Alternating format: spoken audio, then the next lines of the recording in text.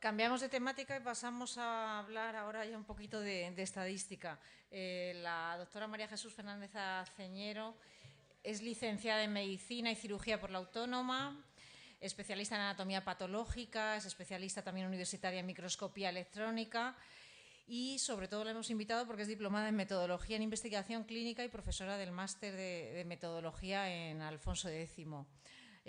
Nos va a hablar un poquito de estadística básica y muy práctica.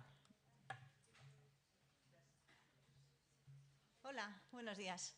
Muchas gracias. Voy a intentar llamarles de usted, pero como sé que no voy a poder y os voy a acabar hablando de tú, quiera o no, pues os pido ya de entrada que me permitáis que me dirija a vosotros de tú. Ante todo, agradecer a los organizadores la confianza en mí para venir aquí en esta mañana. Agradeceros a vosotros que al oír la palabra estadística no hayáis tenido la tendencia natural de los seres humanos que salir corriendo por la puerta en búsqueda de un lugar donde den algo más interesante.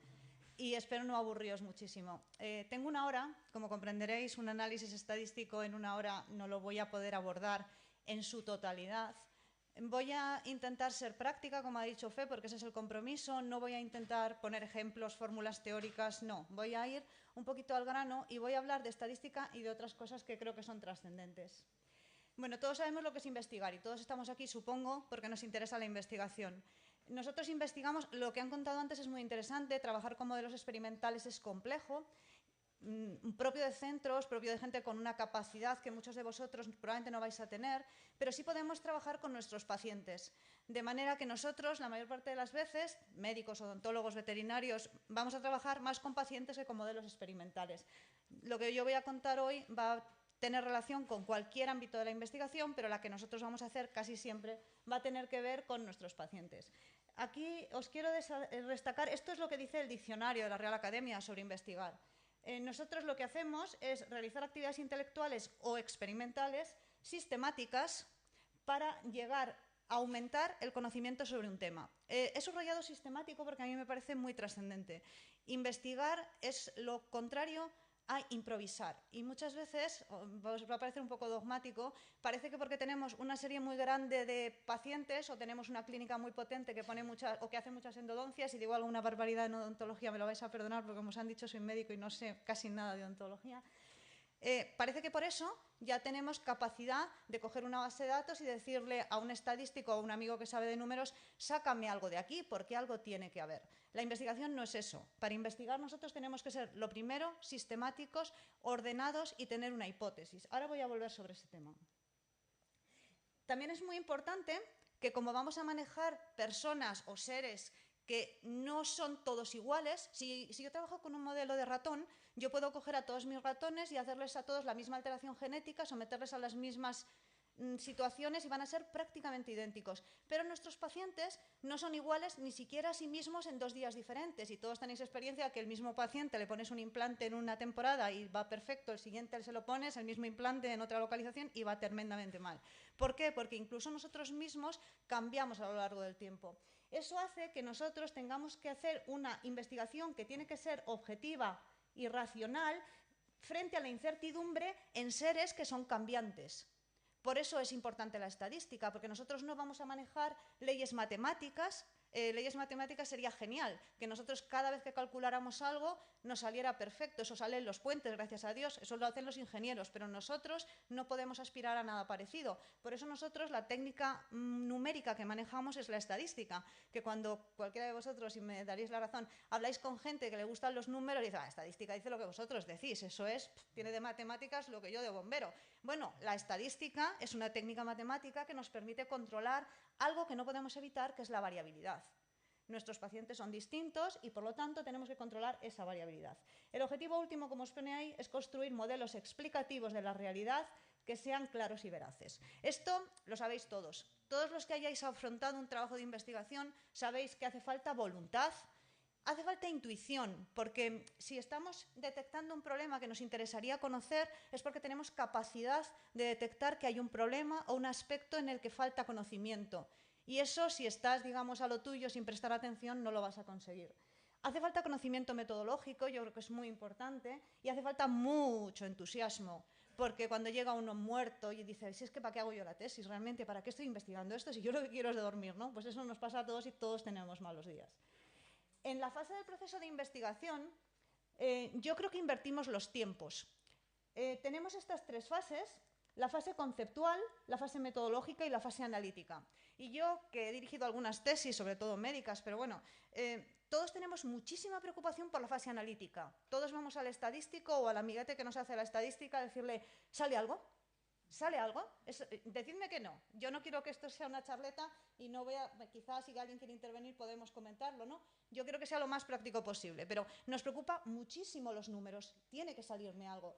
Bueno, no nos va a salir nada, ya os lo digo desde aquí, si las dos primeras fases no las hemos hecho bien. De manera que no tenemos que invertir mucho tiempo en la fase analítica, pero sí tenemos que invertir todo el tiempo del mundo, todo el tiempo posible, en la fase conceptual, que es la elaboración de la hipótesis, que en eso a veces invertimos poco tiempo, por lo que os comentaba antes. Parece que tengo mucha información, aquí tiene que haber algo. No, ¿qué voy buscando? ¿Qué quiero demostrar? Y con eso voy a diseñar mi estudio. Y un estudio no nos vale para para contrastar cualquier hipótesis. Un estudio, una hipótesis. Yo tengo estas características, voy a buscar estos pacientes y voy a intentar demostrar esto. Y eso es lo primero. Y muchas veces, no es bronca, es comentario, y luego comentamos si os parece vuestra opinión sobre el tema, nos olvidamos de ello y partimos de lo contrario. Tengo mucho, voy a buscar. Eso se llama phishing. Es a ver si hay algo. Y no sería la primera vez que me traen una base de datos de tengo 300 pacientes, a ver si hay algo. Puede haber lo que tú me digas, pero puede ser completamente falaz, porque no has tenido en cuenta todo aquello que puede influir en lo que estás buscando. El que no sabe lo que busca no ve lo que encuentra, ¿no? Como dicen los clásicos, pues así es absolutamente. En la fase metodológica, bueno, ya lo veis ahí, tenemos la elaboración de la hipótesis operativa y la planificación del desarrollo de nuestro estudio. El plan es muy importante y en ese plan, aunque no venga aquí porque yo voy a hablar de estadística, tarde o temprano llegaremos, recordad que tenemos todas estas opciones de diseños de estudios. Y también sabemos que cuando nosotros intentamos publicar, a todo el mundo nos encanta hacer un ensayo clínico porque es lo que más evidencia científica tiene. Pero a veces no nos va a quedar más remedio que limitarnos por las características de lo que queremos estudiar a un triste, que a todos nos parece un poco más triste, estudio de casos y controles. Imaginad que estamos estudiando un proceso muy raro con una incidencia en población bajísima. Como se te ocurra diseñar un cohortes o se te ocurra diseñar un ensayo clínico, puedes tener 90 años y no haber hecho el estudio. De manera que a veces el tipo de proceso que estamos estudiando nos obliga a utilizar técnicas de diseño que no son las óptimas desde el punto de vista de la evidencia, pero que son las más correctas porque son las pertinentes para ese tipo de estudio, para ese tipo de proceso. Y eso tenemos que tenerlo en consideración. Un caso control no es inválido en sí mismo. Para algunos procesos va a ser lo único que vamos a poder hacer. Claro, si podemos hacer un ensayo clínico, genial. Y luego recordaos, a veces solamente vamos a hacer estudios de investigación, estudios puramente descriptivos, transversales o longitudinales, que tienen mucha limitación en cuanto a su interpretación, pero que pueden tener valor, entre otras cosas, para conocer la situación de partida y poder diseñar otro tipo de estudios mucho más ambiciosos. A veces estos estudios nos permiten desdeñar o fomentar la realización de un estudio mucho más complejo, de manera que tampoco es que sean completamente inútiles. Espero no hablar muy deprisa, yo tiendo a hablar muy deprisa, pero bueno, ya lo estáis viendo. Bueno, ¿qué es la estadística? Llegamos. La estadística es una ciencia matemática que, como os he comentado, nos permite establecer leyes en procesos biológicos que, a diferencia de los procesos físicos, están sometidos a variabilidad. Y aparte de definir lo que estamos viendo en nuestros pacientes, somos muy ambiciosos y pretendemos establecer una ley que nos permita estimar qué va a ocurrir con ese proceso en los pacientes que puedan venir en el futuro. De manera que no nos conformamos con nuestra serie de pacientes con una endodoncia de tal característica, sino el próximo paciente que venga, cómo se va a comportar en función de las características que yo he definido. Y esa es la gran ambición que tiene la estadística. De manera que, como os decía, tenemos una muestra que nos va a permitir inferir, es decir, tratar de estimar, tratar de apreciar las características de algo que nos es inherentemente esquivo, que es la población. Porque yo no puedo estudiar la población, por motivos de coste y por motivos evidentes. Toda la población de pacientes con un proceso no la voy a poder llegar a tener jamás. Yo voy a tener que trabajar con una muestra y utilizar una serie de técnicas numéricas para, a partir de mi muestra, extraer conclusiones que me permitan atrapar la población que realmente me interesa, porque el paciente que ya he tenido, el paciente que ya estoy estudiando, ya sé lo que ha ocurrido. Me interesa el siguiente paciente que entre por la puerta. De manera que ahí es donde vamos a hablar de técnica inferencial. En la fase analítica tenemos que elegir, o tendrán que elegir por vosotros, luego voy a hablar un poquito de las pruebas más importantes, más corrientes en estadística y su interpretación básica. A veces el análisis no lo vais a hacer vosotros, pero cuando tengáis que defender un trabajo, redactarlo o defender una tesis doctoral, cada uno estará aquí por un motivo diferente, al menos un conocimiento básico de lo que quiere decir lo que nos han puesto en una hoja cuando el estadístico nos trae el análisis tenemos que tener, porque tenemos que defenderlo. El análisis se elige en una serie de pruebas. Una vez tenemos los resultados del análisis, y esto es muy importante, tenemos que volver a la fase inicial, a la fase conceptual, porque podemos generar nuevas hipótesis. Y esto no hace falta que os lo diga. Cuando hablamos de que existe una relación estadísticamente significativa, nunca, en ciencias biológicas, nunca estamos hablando de una relación causal, porque la causalidad en medicina y en cualquier ciencia biológica nos es absolutamente esquiva. Ahí sí que no podemos decir A es causa de B, casi ni siquiera en las enfermedades infecciosas donde más próximos podemos estar a hacerlo. De manera que huimos del término causalidad. Hablamos de asociaciones, hablamos de relaciones, pero nunca hablamos de causa en general. Ahora ya se entra un poco más en harina. El tipo de planteamiento que nos hacemos en estadística, en investigación, en ciencias de la salud en general, suele ser de dos tipos fundamentalmente.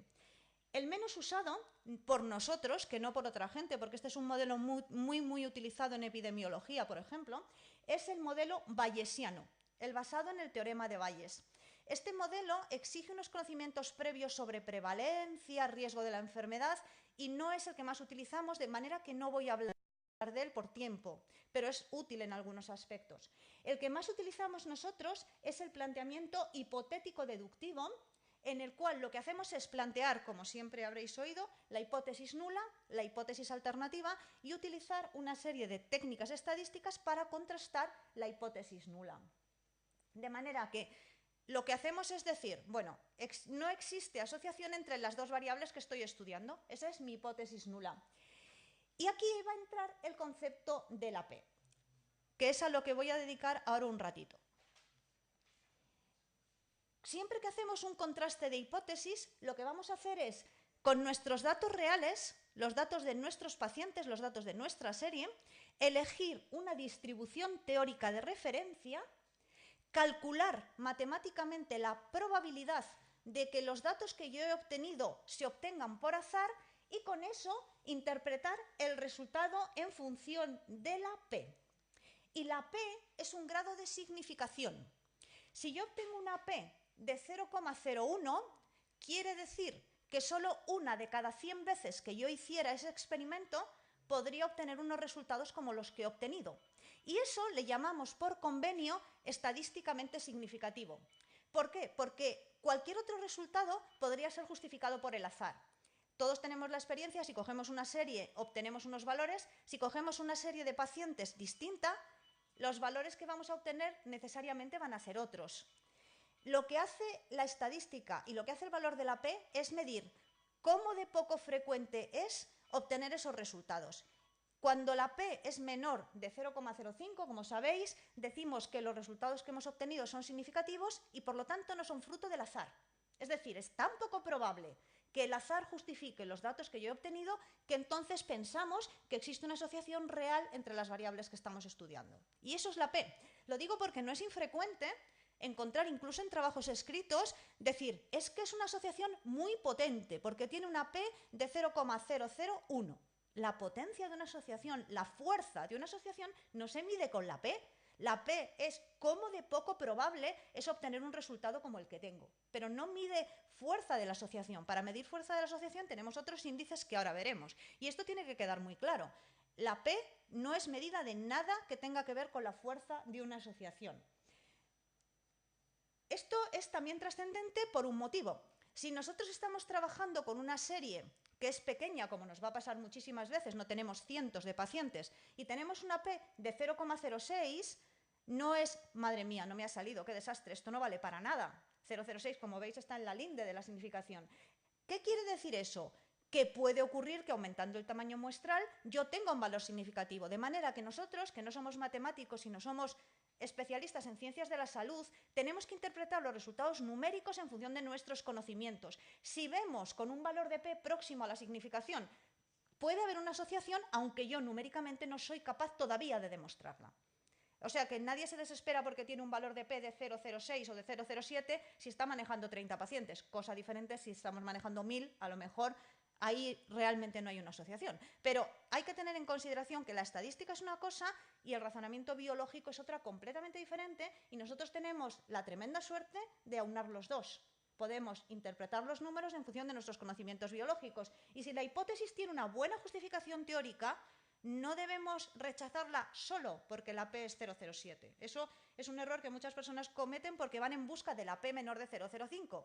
Y eso es un error que es muy frecuente y que no debemos cometer. Bueno, esto es lo que os cuento en esta, porque siempre suelo ir una adelantada a lo que... Bueno, de nuevo, el rechazo de la hipótesis no sugiere un juicio de causalidad y que muestras muy pequeñas, acompañadas de una P no significativa, pueden ocultar una relación real entre las variables. Esto también es muy importante. Bueno, en las pruebas de hipótesis tenemos una posibilidad de manejar la magnitud del efecto, y la magnitud del efecto se estima a través del intervalo de confianza del valor que estoy estudiando, de forma que lo que valora la magnitud de la relación entre los parámetros, entre los datos que yo estoy estudiando, no va a ser la P, sino el intervalo de confianza que se calcula con técnicas matemáticas. De forma que un valor puede ser significativo estadísticamente e irrelevante desde el punto de vista clínico. Imaginad, por ejemplo, que habéis demostrado una asociación estadísticamente significativa, pero la mejora que consiguen vuestros pacientes es de, yo qué sé, medio milímetro de encía, qué sé yo, no sé. Y a lo mejor es irrelevante, me da igual que sea estadísticamente significativa, a mi paciente no le aporta nada. De forma que una cosa puede ser estadísticamente significativa y biológicamente irrelevante. Y esa interpretación también tenemos que hacerla. Es muy importante valorar la significación de las cosas a nivel biológico. Siempre vamos a hacer lo mismo, igual en las pruebas de hipótesis. Vamos a definir una distribución matemática de referencia y vamos a comparar nuestros datos reales de nuestra serie con esa distribución matemática de referencia, ver si existe una P significativa y, en este caso, definir el intervalo de confianza del 95% para medir la magnitud del efecto y ver si realmente es importante o no. Cuando nosotros hacemos este planteamiento mental, siempre vamos a tomar una decisión. Aquí os cuento en esta gráfica cuál es la decisión de la prueba y cuál es la realidad, porque existe una realidad. O sea, realmente puede existir una asociación entre las variables que estoy estudiando o no existir. Y eso es así. Pero yo tengo que tomar una decisión sobre esa asociación en función de mis resultados. Yo puedo tomar la decisión de aceptar la hipótesis nula, es decir, no existe asociación entre mis variables, y que sea verdad que no existe asociación biológica entre mis variables. Estoy tomando una decisión correcta.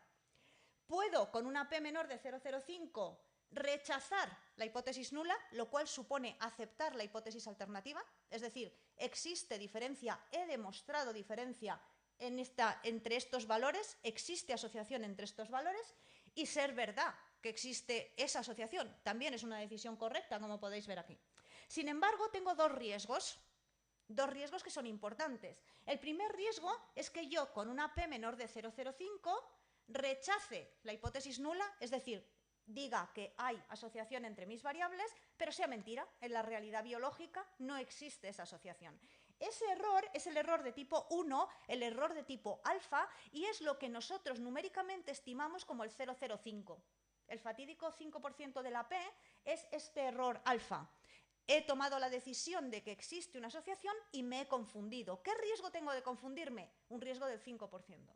Ese es el error alfa. El error beta es el contrario. El error de tipo 2, el error beta, consiste en que yo he asumido que la hipótesis nula es real, no he demostrado diferencias estadísticamente significativas, no he demostrado asociación, pero sí existe una asociación. En la realidad biológica de los pacientes, esa asociación es verdadera y me estoy confundiendo porque estoy pensando que no existe. Ese error de tipo beta se puede modificar, se puede corregir aumentando el tamaño muestral. De manera que el error de tipo alfa es un pacto de caballeros, yo lo fijo en 5% porque yo quiero, podría ser hiperexhaustiva y decir, lo voy a fijar en el 1, tendré muchísimos menos resultados estadísticamente significativos, pero soy mucho más exigente con mis resultados. O al contrario, ser más laxa y decir, bueno, en vez de 0,05 lo voy a poner en 10%. La alfa la podemos modificar. Por convenio la solemos estimar en 5%, como sabéis, pero por convenio podríamos modificarlo. Sin embargo, la beta tiene buena solución.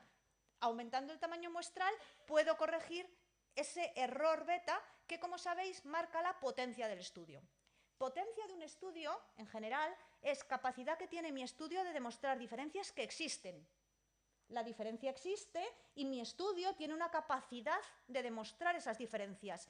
Y esa capacidad normalmente la ponemos en un 80%. Asumimos que existe un 20% de posibilidad de no demostrarla.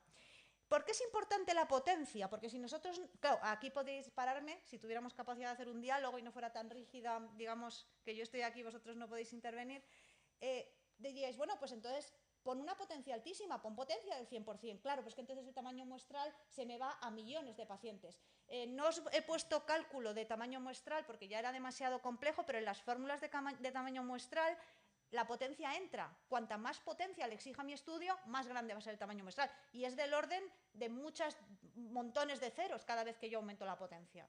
Entonces, claro, para un estudio normal en el que con suerte voy a poder manejar 100 pacientes, si exijo una potencia del 99%, olvidadlo. Eso es muy importante, pero tenemos que ajustarlo a las limitaciones que tenemos como investigadores, ¿no? No vamos a ser, lo primero que hay que hacer en investigación es realista. Si tengo 100 pacientes y mi tamaño muestral me pide 1000, pues es que tengo un problema. O me auno con otros compañeros y además a nivel de coste también en cualquier caso tendría un problema. Bueno, esto lo sabéis igual de bien que yo. Cuando nosotros estamos haciendo un trabajo de investigación, vamos a medir una serie de variables que vamos a organizar en una especie de tabla. Todos hemos visto Excel, todos hemos visto Access. Bueno, sabéis que Excel en realidad no es una base de datos, es una hoja de cálculo, pero todos la usamos como si fuera una base de datos. Hay muchas otras. Y luego tenemos esta organización de nuestras variables en la que cada una de las filas va a ser un paciente, cada una de las columnas va a ser una variable. Aquí os pongo una cosa que también muchísimas veces olvidamos, que son los valores perdidos. Por muy bien seguidos que tengáis a vuestros pacientes, por mucho que os fiéis de ellos, siempre va a haber un dato, siempre va a haber una consulta que no viene, siempre va a haber un dato que pierdes, siempre va a haber un dato que no tienes en un momento determinado. Esos valores missing son importantes conocerlos porque nos pueden comprometer los resultados de todo el trabajo que estemos haciendo. Imaginad, yo siempre pongo ejemplos míos porque me es más fácil, pero podría intentar poner un ejemplo vuestro. Imaginad que todos vuestros implantes, felices como perdices porque les ha ido divinamente, no vuelven a la consulta. Estaréis perdiendo a todos los pacientes que han ido muy bien. Y estaréis quedando solo con una parte de la población que ha ido muy mal. Si yo no controlo qué pacientes estoy perdiendo, esto me puede sesgar los resultados de mi estudio. Luego, el valor missing, el valor que no tengo, hay que hacer un estudio de por qué no lo tengo. Y esto es muy trascendente. Fases del análisis. En un análisis estadístico básico, lo primero que vamos a tener es la fase descriptiva. La descriptiva alude a mi propia serie. ¿Qué medida de edad tienen mis implantes? ¿Son varones o mujeres? ¿Han evolucionado tanto tiempo? ¿Han ido bien? ¿Han ido mal? Todo vinculado a mi serie. Luego puedo hacer un pequeño estudio de asociación entre las variables de mi serie. Pero lo verdaderamente ambicioso, que es la fase analítica, como veis ahí, lo verdaderamente ambicioso en estadística es hacer el análisis inferencial del que hablábamos antes. El próximo paciente que venga por la puerta, ¿qué características va a tener? Y esa es la tercera fase del análisis estadístico. Bueno, aquí os ponía, perdonad, en la fase descriptiva sabéis, porque esto es de conocimiento general, que para las variables cuantitativas solemos usar la media y la desviación estándar, salvo que su distribución no sea normal, en cuyo caso tenemos que utilizar medianas y rangos. Para las cualitativas vamos a utilizar porcentajes y en esta fase también viene la representación gráfica, que sobre todo para trabajos es muy útil para representar la situación de nuestra serie. Los gráficos suelen ser muy utilizados y además es la mejor forma de transmitir la información con muchísima frecuencia. Es importante que recordéis que en la población hablamos de parámetro, mientras que en la muestra hablamos de estadístico. De manera que tenemos un estadístico media en la muestra y vamos a tener un parámetro media en la población. Porque, como os digo, el objetivo va a ser estimar ese valor en la población de la que procede mi muestra. Siempre vamos a tener, o en general, en un trabajo de investigación vamos a recoger nuestros datos, nos vamos a hacer una tabla muy grande o más o menos grande, que la vamos a diseñar en Excel, directamente en un sistema de análisis estadístico como SPSS, en Access, donde vosotros queréis. Y aquí, en general, recordad que vamos a manejar programas estadísticos. Y los programas estadísticos manejan muy bien los números y horriblemente mal las letras. Esto es un consejo porque si se lo lleváis a algún estadístico o lo vais a hacer vosotros, os va o a echar una bronca o vais a pasar un mal rato, porque cuando nosotros escribimos las cosas de 100 formas diferentes y no nos damos ni cuenta porque tenemos activada la tecla mayúscula y escribimos varón siempre con mayúscula. En una nos da y le hacemos la coma, el acento, en otro no se lo ponemos. En uno se nos ha ido la pinza y le ponemos un espacio detrás de varón. Yo llego a encontrar en bases de datos varón escrito de 8 formas diferentes. Dices, ¿pero cómo es posible? Una palabra de 5 letras, bueno, pues escrito de 8 formas diferentes. El ordenador, cuando hace un análisis numérico, cada uno de esos valores lo interpreta como algo diferente. De manera que el varón escrito con un espacio delante, para él no es lo mismo que el varón acentuado. Esto que os quiero transmitir, que no hagáis perder el tiempo ni lo perdáis. Cuando hagáis un diseño de una base de datos, poned ceros y unos, o ceros, unos, doses. Y luego ponéis al ladito, el 0 es varón, el 1 es mujer y el 2 es no tengo ni idea. Y así será muchísimo más fácil para el que importa la base de datos y para el que tiene que hacer el análisis, porque si no luego de verdad es un problema. Evitar los textos, evitar los colores y definir muy bien las variables perdidas, como hemos comentado. Esta información generalmente la vais a tener que llevar a un programa de análisis estadístico. Hay muchísimos. Ahora está muy de moda el programa R. El programa R es buenísimo, pero hay que saber mucha matemática. Y la mayor parte de los profesionales en ciencias de la salud no sabemos mucha matemática, por suerte o por desgracia. De manera que la mayor parte de nosotros manejamos el programa SPSS, que es el que más frecuentemente manejamos. Por eso voy a hablar de ese programa en concreto. Es un programa sencillo que tiene 3 tipos de pantalla, que es lo que os pongo aquí abajo. La primera es una pantalla de base de datos que tiene una extensión SAP. ¿Sabéis que todos los programas informáticos tienen su extensión? Bueno, pues la extensión de las bases de datos SPSS va a ser SAP.SAP. Luego tiene una pantalla de resultados, que es la output, por eso la O, SPO. Y por último tiene una pantalla de sintaxis, que es la SPV. Algunas versiones antiguas cambian las extensiones, pero da lo mismo, la idea siempre es la misma. La sintaxis en SPSS es muy útil por una razón. Cuando nosotros tenemos decidida una estrategia de análisis, es decir, primero voy a hacer un chi cuadrado, luego voy a hacer una comparación de medias, luego voy a hacer, y ya tengo decidida mi estrategia de análisis, la sintaxis me permite reproducirla sin tener que volver a introducir las órdenes. Es como tener la orden guardada y le digo al ordenador, ejecútame esto que ahora tengo 100 pacientes más, o ejecútame esto que ahora tengo ya la base bien diseñada. ¿Vale? Por eso la sintaxis es muy, muy útil tenerla e irla guardando. Y este es el programa, yo no sé, supongo que muchísimos de vosotros lo habréis visto alguna vez. Es de interfase Windows, con lo cual es muy, muy amigable, a diferencia de otros programas que no lo son tanto. Y lo primero que nos deja, bueno, fijaos, yo es que desde aquí prácticamente no veo nada, pero veis que tiene, ¿me oís bien si me alejo del micrófono? Sí, bueno, pues entonces me voy a alejar del micrófono porque es que cambio el no ver nada por el poder hablar. Fijaos, lo primero que tenemos es una ventana inicial que pone archivo. Cuando yo abro esta ventana, lo primero que me va a pedir es qué tipo de base quiero abrir. ¿Qué quiere usted abrir? No puedo manejar si no tengo datos. La opción por defecto es abrir una base que ya esté creada. Por eso me abre mis desplegables y me dice las bases que yo ya tengo. Si le doy a aceptar en cualquiera de estas bases, me saca directamente la información. También me da la opción, como veis, de introducir los datos. En ese momento yo podría generar mi base de datos yo directamente en SPSS si no me la he importado de Excel. Y si yo le digo que abra, pero no quiero abrir una base SPSS como él asume, veis aquí la extensión SAP, como os comentaba, me deja abrir Excel, me deja abrir Lotus, me deja abrir la base de datos en el formato que él reconozca y que yo haya creado, que normalmente, si no hacemos, digamos, muñonadas como colores y cosas así, importa muy bien. Lo digo porque hay muchas personas que están acostumbradas en Excel a diseñar formularios o a intentar hacer cosas para ver bien a los pacientes y le ponen mucho color y tal. Eso en estadística es muy contraproducente, porque normalmente el color está ocultando una variable que no está registrada. Yo he tenido bases de datos donde cada hospital venía pintado de un color. Excel puede entender eso, pero SPSS no entiende colores. Entonces lo que entiende es el hospital 1, 2 y 3. Si no me hubieran puesto colores, si me hubieran puesto 1, 2 y 3, hubiera sido mucho más sencillo. De manera que intentar en la medida de lo posible diseñar con poca complejidad de color las bases de Excel. Esto es la pantalla principal cuando está vacía de SPSS. Aquí no hemos metido nada. Como veis, aquí tenéis 2 botones. El primer botón, que es en el que estamos, es vista de datos, y aquí veis vista de variables. Bueno, vosotros probablemente lo veis mejor que yo, que mi Esto se abre, nada más abrimos el programa, no hay que tocar nada.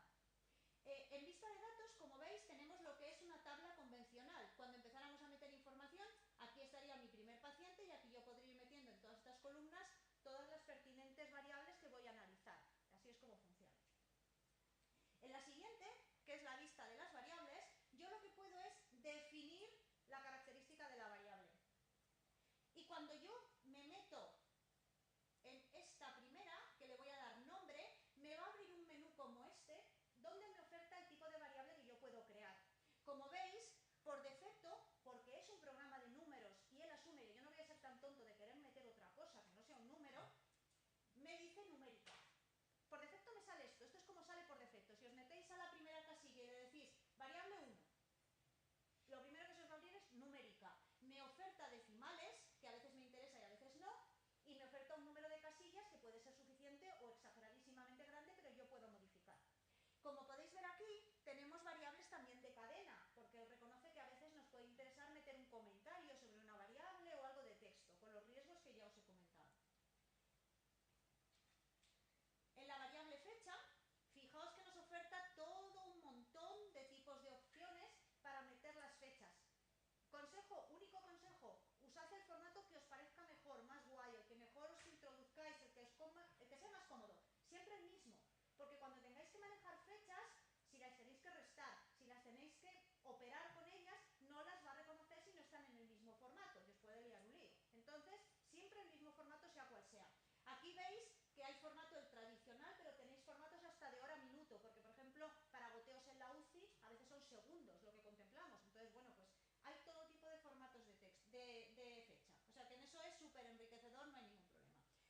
El otro día estaba haciendo una base justamente de un odontólogo que ha tenido la deferencia de mandármela porque he trabajado con él, y esta es una base de odontología, que bueno, no muestro los datos porque estamos en la fase de análisis de una tesis doctoral y no viene al caso, pero os quiero mostrar las ventanas que tiene para que veáis un poco cómo se organiza. Hay muchos botones, fijaos, aquí por ejemplo hay marketing, porque este programa sirve para muchas ramas que no son médicas o de ciencias de la salud. Pero lo que es más importante, quitando el inicio, que es donde vamos a abrir las bases de datos y guardarlas, etc., es el archivo que veis aquí, datos. En esta ventana podemos jugar con los datos, seleccionar casos de la base, partir la base en partes. Podemos quedarnos solo con las mujeres, podemos quedarnos solo con los hombres, podemos quedarnos solo con las personas mayores de 50 años. Esos botones están todos en esa ventana que pone datos. La siguiente ventana muy importante del programa es la ventana transformar.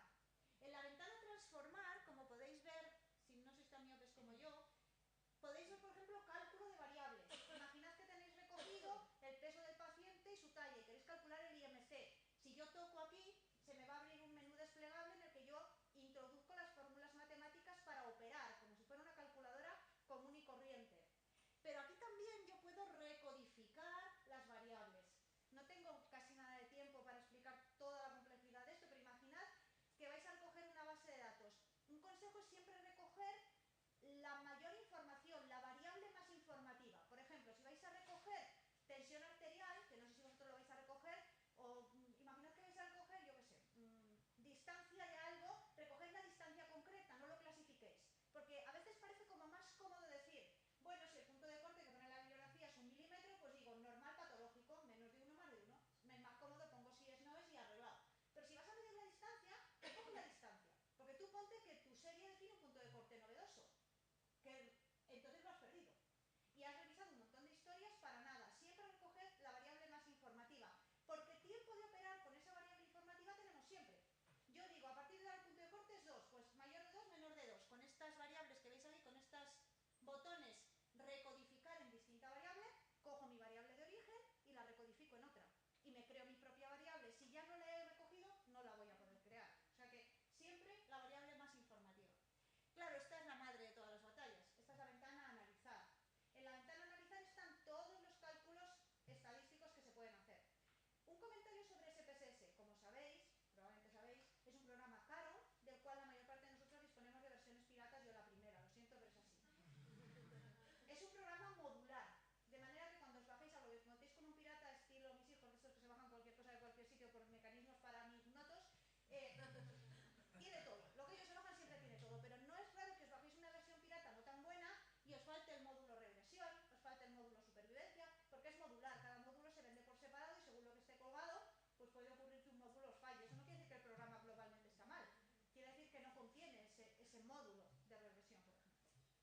Fijaos, aquí tenemos desde la estadística descriptiva, análisis de supervivencia que está en algún lugar, supervivencia, comparación de medias, tenemos toda la estadística en esa ventana.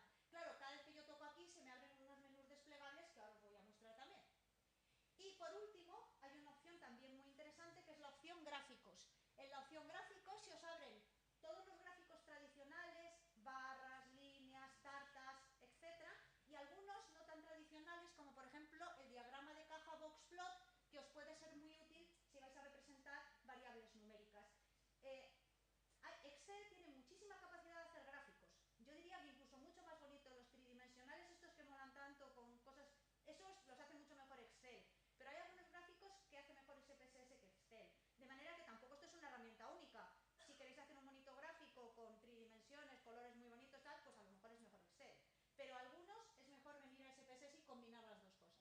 De manera que las ventanas fundamentales, resumiendo, para guardar, para jugar con la base datos, para jugar con las variables transformar, para el análisis analizar y para gráficos, evidentemente gráficos.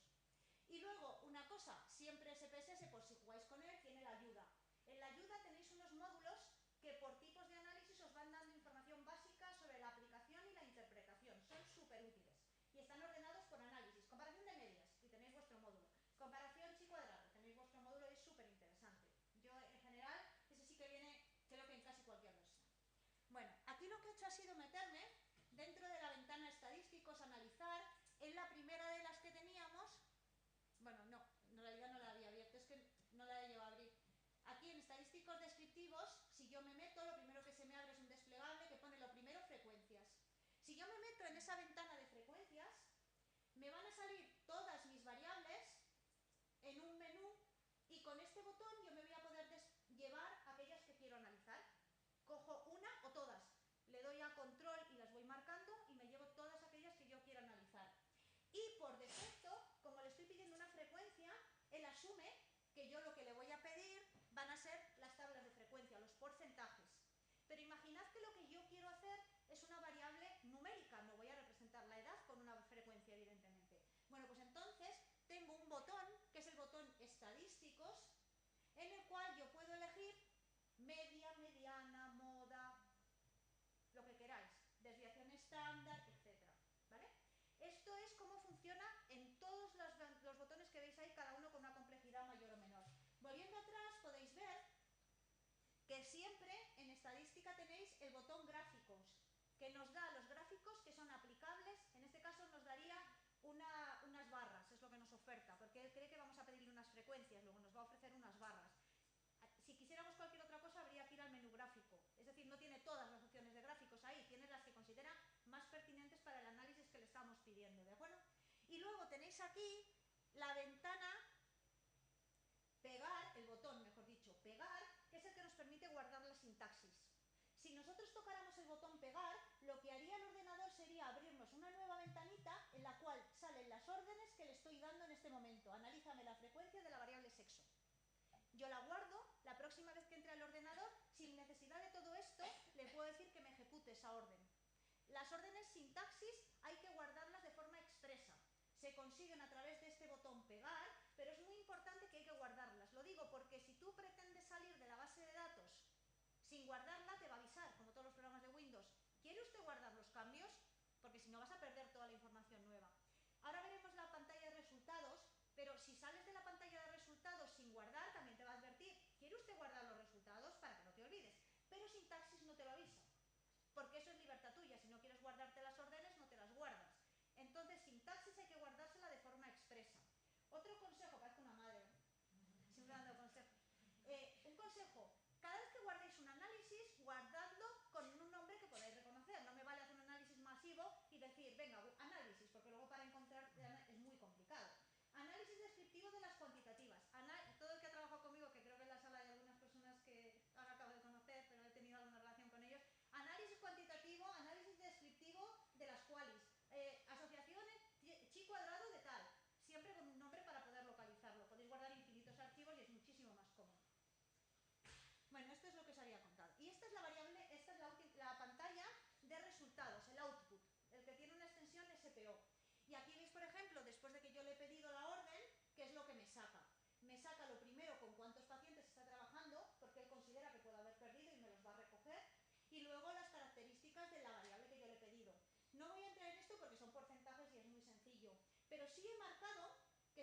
tocamos con botón derecho en cualquiera de las tablas, cualquiera de ellas, esta o esta, he tocado esta, pero cualquiera nos lo hace, nos permite copiarla y nos permite exportarla.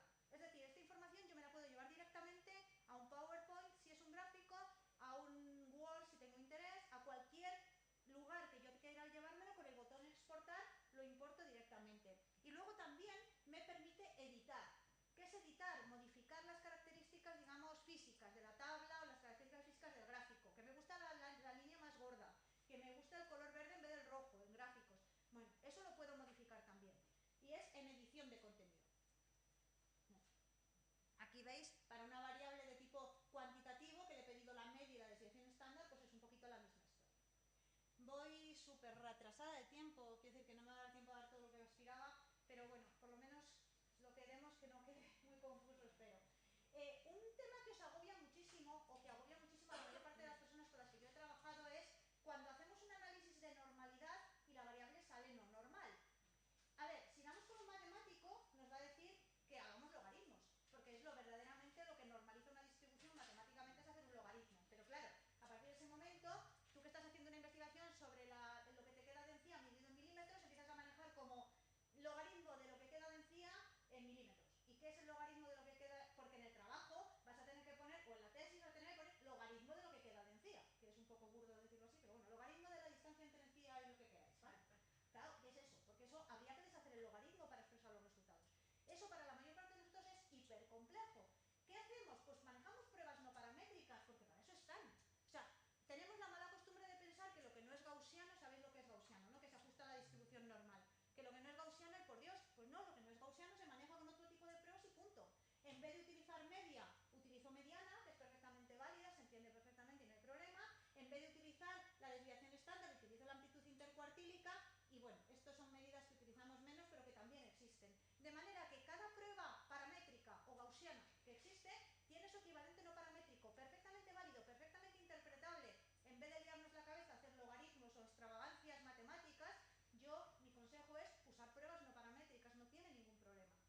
De hecho, muchas veces os puede salir no significativo porque estáis usando la prueba equivocada, usáis la no paramétrica y es perfectamente válida la conclusión de un trabajo. Bueno, este es el boxplot que muchos habréis visto. Este es un diagrama muy útil para representar variables numéricas y tiene una gran ventaja, que es que no necesita normalidad, porque representa medianas. Lo podéis haber oído a lo mejor, supongo que lo habréis visto muchas veces.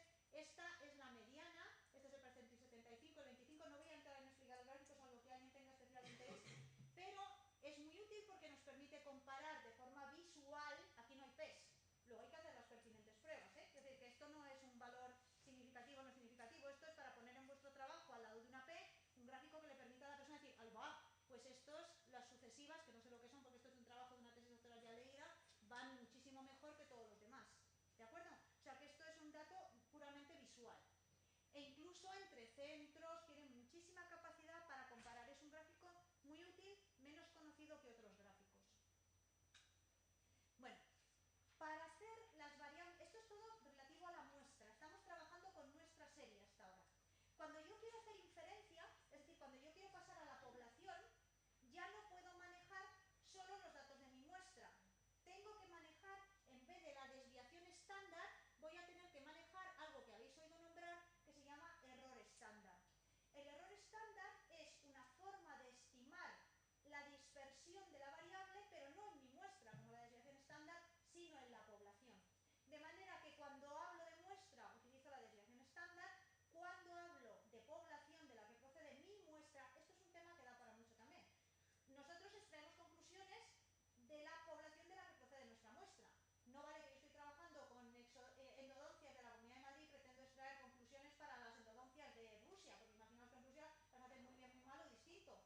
No vale, es para solo la población mía. Y en eso hay que ser realista, no podemos extraer conclusiones más que para la población de la que procede mi muestra. Aquí no damos saltos mortales. En los estudios nos limitamos a de dónde procede nuestra muestra. Bueno, pues eso es el error estándar. El error estándar es muy sencillo, es el cociente entre la desviación estándar de mi muestra y la raíz cuadrada del tamaño muestral, la raíz cuadrada de la n. Sí, el error estándar, ¿cómo se calcula? Sí, desviación estándar partido por la raíz cuadrada de la n. Yo huyendo de las fórmulas, a lo mejor me he confundido en el planteamiento, perdona. Es que a mí las fórmulas me tienden a dar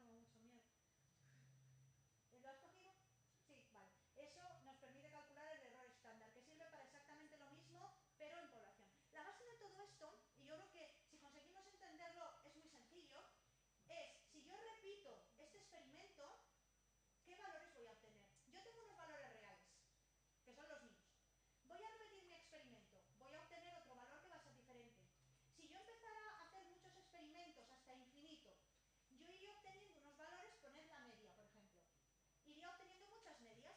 Si yo voy representando esas medias, las medias de los sucesivos experimentos, acabaría teniendo una distribución gaussiana. Y eso me permite calcular su dispersión y su intervalo de confianza. Pero no con la desviación estándar, sino con el error estándar. Por eso, cuando estimamos en población, lo que estamos haciendo es jugar a que repetimos virtualmente el experimento muchas veces.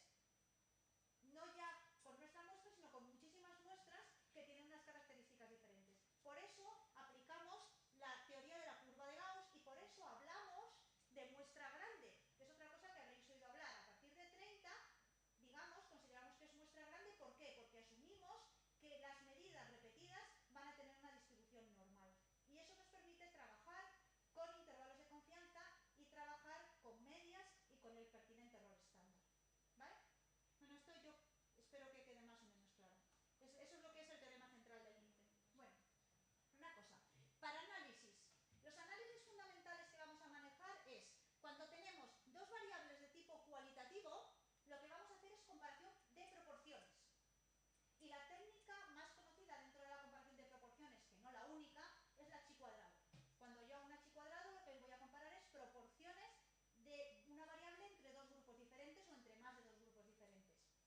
Cuando yo lo que tengo es dos variables de tipo cuantitativo, por ejemplo, edad y talla, o sea, cada vez que tengo más años soy más alto, o una cosa parecida, o cada vez que pasa más tiempo tengo menos distancia en las encías, entonces lo que voy a hacer es regresión o correlación. Son las pruebas estadísticas que vamos a manejar. Y cuando yo lo que tengo es una variable de tipo cuantitativo que quiero comparar entre grupos de una variable cualitativa, por ejemplo, edad entre sexos o edad entre clases sociales, lo que voy a hacer es t-student, que todos habréis oído hablar, o análisis de la variancia. Y lo que voy a hacer siempre, haga lo que haga t-student, haga chi cuadrado, es coger mis datos, los que estimo en población, en el caso de la inferencia, y comparar con una ley teórica. Y dar un valor de P si esos valores se alejan significativamente de los que yo esperaba obtener. Y eso es lo que hago siempre, haga lo que haga. En este caso, para comparación, esto es lo que pone aquí. Luego, si queréis, os dejo la presentación si tenéis interés. Bueno, la tenéis a vuestra disposición, por supuesto. Por si alguien quiere ver. Al principio de ella no os he dicho. Está mi email, por si tenéis algún problema, alguna cosilla que me queráis comentar, preguntar, lo que queráis. Bueno, siempre es el mismo planteamiento. Aquí entra la diferencia de proporciones, la razón de odds, los riesgos relativos, etc. La chi cuadrado, y yo lo que quiero es poneros esto. Cuando yo hago una chi cuadrado, me va a devolver tablas como esta. Esta es la más sencilla, que es de 2×2, pero se puede aplicar para tablas que no son de 2×2. Veis que lo que hace es, cuando está manejando dos variables, pues aquí, por ejemplo, mejora o no mejora, con una intervención, porque este es un ensayo clínico, experimental estándar. Me pone lo primero los valores reales de mi serie. Si yo quisiera, me podría poner también los valores esperados. Lo que hace el ordenador, lo que hace el programa estadístico es decir, bueno, lo que has tenido es esto. ¿Cuánto esperaba yo si las cosas fueran como deben ser? Si yo lo hubiera puesto, que no lo he puesto, aquí al lado del 5 podría esperados 3. Si todo fuera como debe ser, en vez de 5 tendrías que tener 3. En vez de 16 tendrías que tener 8. No lo sé. Me daría los esperados. Hace una fórmula matemática de lo observado contra lo esperado y me da un índice. ¿Cómo de poco probable es obtener ese resultado? Pues en este caso, esta es la chi cuadrada de Pearson, como veis aquí, 0,014. Es decir, solamente una de cada 100 veces, 1,4, perdón, de cada 100 veces que yo repitiera este experimento, obtendría resultados como esto. Luego existe una asociación estadísticamente significativa. Es decir, los pacientes que están teniendo el tratamiento estándar mejoran significativamente menos que los que no lo hacen. No he entrado en un tema que es muy relevante también y que tiene que ver con la expresión de las cosas. Cuando yo obtengo diferencias estadísticamente significativas, puedo afirmar que hay asociación o que hay diferencia. Cuando yo tengo una P no significativa, nunca podéis afirmar que no existen. Eso es anatema y se llama afirmar la hipótesis nula. Y el motivo por el que no se puede afirmar la hipótesis nula es porque depende del tamaño muestral. Si tú afirmas tajantemente no existe asociación, métele 10 pacientes más y a lo mejor te llevas una sorpresa. De manera que nunca en la vida, y se le he escrito, algunas del foro me dais razón, pero se le ha escrito en artículos, mi estudio demuestra que no existe asociación. Mientras se da una taquicardia masiva, porque claro, ¿cómo que demuestra que no hay asociación? Nunca podemos demostrar que no hay asociación. Mi estudio no tiene potencia suficiente para demostrar que no hay asociación. Mi estudio no ha conseguido demostrar pero nunca no existe, porque no podemos saberlo. Porque si cambiamos el tamaño muestral, cambian los resultados del estudio. La T-Student es exactamente lo mismo, pero en vez de comparar proporciones, compara medias. Y las condiciones de aplicación tienen que ser variables normales, porque si no tenemos que comparar medianas, y tiene que existir homogeneidad de las variancias. Existen pruebas matemáticas para confirmar la normalidad de una distribución que deberíamos aplicar antes de usar la T-Student. Lo que sí que me importa es que cuando nosotros le pedimos un análisis de técnica T-Student, lo que nos va a devolver es una tabla como por ejemplo esta. Nos da los valores de las medias separados entre los grupos que estoy comparando, luego nos da un análisis estadístico para la homogeneidad de las varianzas y luego nos da la significación de la T de la prueba T-Student.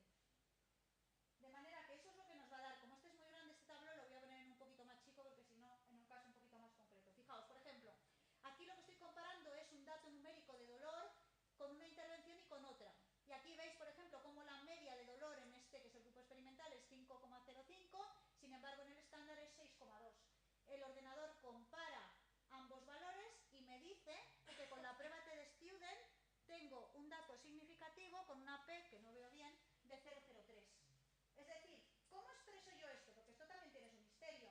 Mi estudio realizado con X pacientes, 50 y tantos, ha demostrado una diferencia estadísticamente significativa en el valor medio de la escala de dolor entre el grupo experimental y el grupo estándar, con una P de 0,03. Que de nuevo quiere decir que solo 3 de cada 100 veces que yo repitiera el experimento por azar obtendría resultados como estos. Es decir, que existe una diferencia que probablemente sea real, asumiendo que me puedo equivocar. El error alfa del que hablábamos al principio. La variancia es un poquito más compleja porque compara muchos grupos. En vez de comparar dos, compara las medias entre muchos grupos, pero la idea es básicamente la misma. De manera que, recordaos aquí que también existen las equivalentes para cuando la variable no es normal. De manera que si no puedo aplicar una T-Student, por mucho que me guste, pues aplico una Udemann-Whitney. Si no puedo aplicar una NOVA, pues aplico un Kruskal-Wallis, que para eso existen y están implementados, se pueden hacer en el ordenador. Y esto es un resumen ya un poquito más global, porque esto es el análisis de asociación entre dos variables, una y otra variable, nada más. Podemos hacer análisis complejos, que se llaman análisis multivariable. Son exigentes a nivel de número. Normalmente no vamos a poder hacer un buen análisis multivariable con 30 pacientes. Pero quiero que los conozcáis porque estén aquí por si alguna vez los necesitáis. La regresión lineal es lo que utilizamos para predecir valores de variables cuantitativas y su base es la recta de regresión lineal, la que todos conocemos. La regresión logística nos permite predecir la probabilidad de que ocurra una variable cualitativa binaria. Por ejemplo, paciente que entra por la puerta, según sea varón, mayor, bebedor y fumador, ¿qué probabilidad tiene de rechazar este implante o este endodón? Bueno, lo que queráis. Esa probabilidad la calculamos mediante regresión logística, es súper ambiciosa. Se maneja muchísimo en medicina. Eso es lo que le permite al médico de cabecera decirnos: usted que fuma, pesa tanto y es varón, tiene usted un riesgo de hacer un infarto en los próximos 5 años de X. Eso se hace con regresión logística. Tiene sus riesgos, claro, es más menos X, es decir, no es, siempre tiene su intervalo de confianza, todo esto que os cuento, O sea, esto es muy simplificado, pero siempre lo tiene. Y luego, por último, el único análisis súper interesante para nosotros, yo trabajo en oncología, muy interesante, supervivencia, pero vosotros también manejáis mucho por ejemplo, pervivencia de duración de un implante, cuánto tiempo pervive algo. Ese es análisis de supervivencia, el único análisis estadístico que tiene en consideración el tiempo. La variable de resultado suele ser cualitativa binaria, éxito-fracaso, pero mide el tiempo que dura el éxito o el fracaso. Y es el único análisis que contempla el tiempo. Aquí vienen, que los habréis visto muchas veces, las curvas de Kaplan-Meier y el análisis de Cox, que es el análisis de regresión. Creo que he acabado.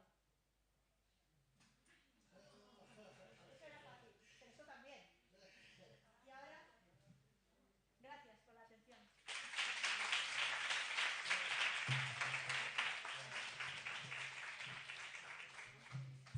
Bueno, María Jesús, muchísimas gracias. ¿Alguna pregunta, por favor? Gracias por instruirnos. Creo que yo necesitaría muchísimas horas de